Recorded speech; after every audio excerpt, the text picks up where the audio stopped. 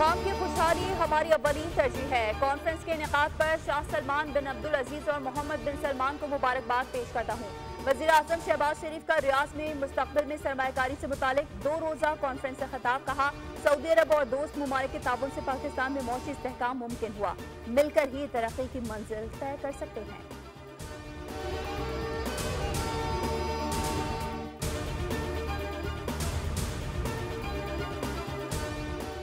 Army chief general Syed Asim Munir से रूसी नायब वज़ीर दिफा कर्नल जनरल अलेक्जेंडर विफोमेन की मुलाकात। ISPR के मुताबिक मुलाकात में इलाकाई सलामती उमूर पर बातचीत हुई।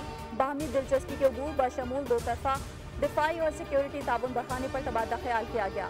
कर्नल जनरल फोमेन ने दहशतगर्दी के खिलाफ जंग में पाक फौज की कामयाबियों को सराहा।